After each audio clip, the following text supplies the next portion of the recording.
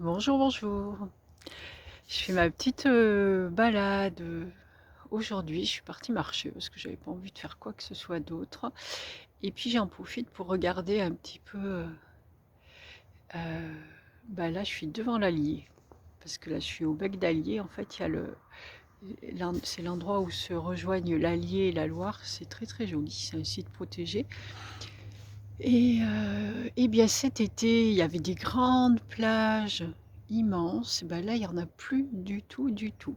Donc je vais vous montrer ça et puis je vais en profiter pour vous faire part des petites réflexions que cette promenade m'amène en fait à faire. Attendez, je tourne le truc là. Comment ça marche? Eh ben, faut juste que je tourne le téléphone, je crois. Voilà. Hop. Alors, pour ceux qui me suivent, vous aurez peut-être vu les photos que j'avais postées cet été, où j'avais même fait une vidéo d'ailleurs où j'étais sur les bords de la Loire, et ça faisait des grandes plages de sable fin, et je m'étais fait la réflexion qu'il était plus fin qu'au Barcarès, qui ressemble plus à de la terre qu'autre chose. Et puis, ben, en effet, je comprends pourquoi, c'est brassé, brassé tout l'hiver en fait. Donc c'est chouette. Et en fait, là, je suis en train de regarder l'eau, et j'ai l'impression de me fondre dedans. Et je me dis que voilà, bah, c'est chouette pour toutes ces petites particules d'eau qui vont se retrouver un jour, bah, si je me trompe pas, c'est du côté de Nantes, qui vont se retrouver dans la mer et puis faire partie du tout, arriver à faire partie de cette grande immensité d'eau. Et l'ultime pour elle, mais entre-temps, il y aura des particules qui vont se poser sur les rebords, qui vont s'arrêter en chemin. Il y en a d'autres qui vont remonter jusqu'au ciel et pour revenir sous une autre forme. Et voilà, c'est chouette, c'est la réflexion que je me faisais. Tout ce qui est ici, en bas et en haut, tout ce qui est à l'intérieur de nous et à l'extérieur de nous, tout ce qui est dans un aspect de la nature, l'est dans l'autre. On fonctionne tous de la même façon. Et j'ai vu ça et j'ai vu les arbres aussi. Je suis passée près d'un bosquet et, euh, et puis c'est l'hiver, on voit peut-être plus encore l'hiver. Allez, j'ai envie de dire les désordres un peu. On est plus mis, bah, du coup on est mis à nu en fait. Enfin nous on s'habille, hein.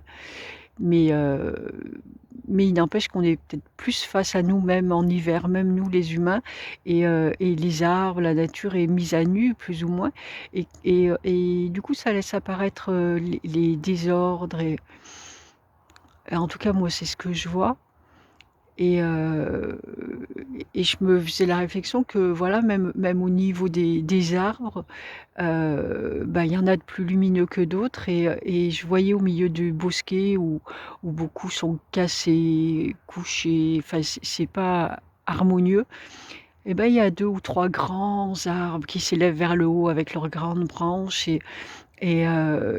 qui me font l'effet de grands sages qui sont là pour me montrer le chemin et dire: «Ben voilà, voilà, je suis à côté de vous, je suis là, soyez rassurés, je vous protège et je vous montre le chemin et on peut arriver tous ensemble vers le ciel», et c'est vraiment l'effet que ça m'a fait, et là encore, c'est la même chose que dans notre communauté humaine, on va dire. Ça se passe pareil et ça me ramenait aussi, heu, à une réflexion, à quelque chose que j'ai bien capté, cette semaine, lors d'accompagnement, heu, quant à mes relations, avec les galactiques là.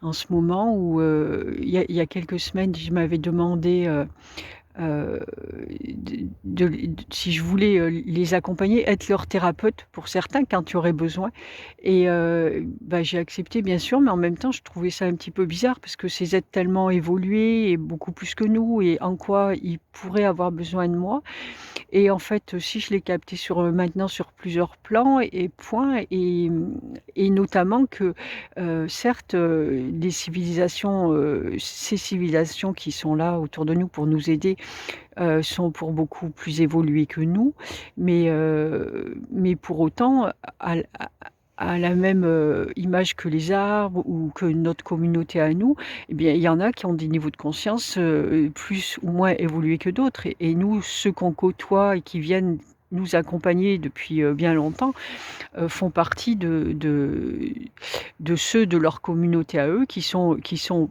plus élevés en conscience, hein. C'est encore une fois, c'est pas une question heu, comment on dit? Voilà, il y a pas de jugement de valeur ou quoi que ce soit.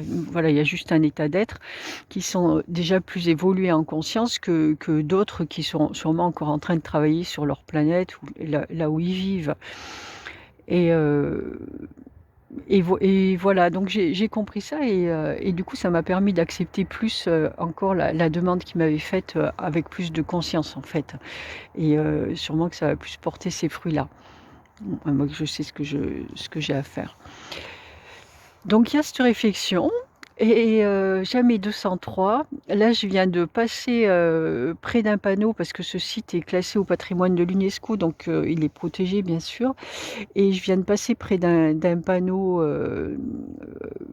fait par les installé là par la protection de l'environnement où c'était marqué, heu, «Entretenir pour protéger». Je crois que c'est ça, hein, moi je dis pas de bêtises. Et ben et là je me dis: «Mais on est bien prétentieux quand même pour, tout le temps, penser que sans nous, enfin que la nature a besoin de nous pour la protéger et alors qu'on la détruit plus qu'autre chose» et puis en fait, ben non, heu c'est pas tout à fait ça et effectivement, nous, on fait partie de la nature aussi et c'est juste le seul problème, c'est ça, c'est tant qu'on s'en rappelle pas, en fait. Mais quand on s'en rappelle, on fait partie de la nature et on interagit tous ensemble en même temps pour s'entraider. Les animaux nous aident, les plantes nous aident, les pierres nous aident, nous, à grandir et à nous aussi de les aider, de faire en sorte que ça ne soit pas, bah, le chaos chez elles aussi, comme dans ce bosquet, à côté duquel je suis passée où c'est plutôt chaotique en fait et si nous on faisait en sorte et ben, de le nettoyer, d'apporter tout l'amour dont ces arbres ont besoin, ça leur permettrait de grandir et donc dans ce sens, effectivement, oui, on peut prévenir, on peut, installer et on a le pouvoir de faire ça, de prévenir et d'installer une harmonie aussi, ben, dans notre environnement, duquel on fait partie et dans ce sens-là, oui, effectivement, on a notre rôle à jouer. C'est pas, ou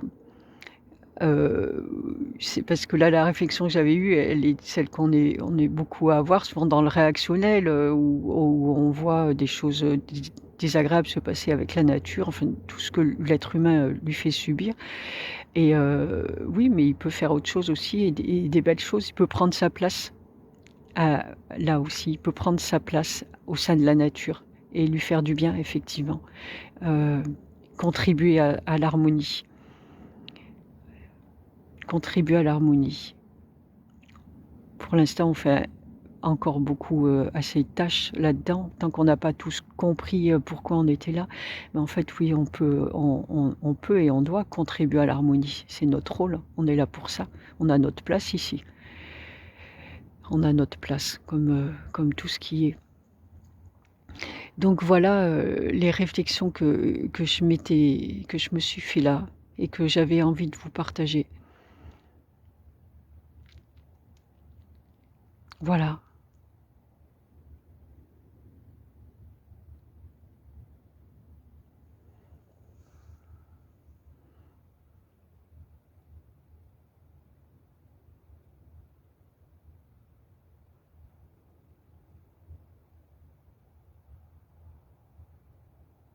C'est paisible.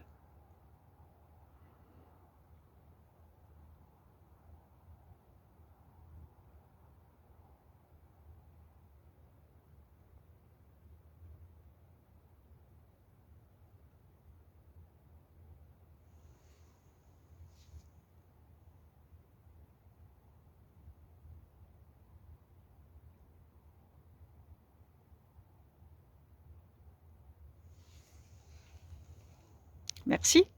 Ciao, ciao.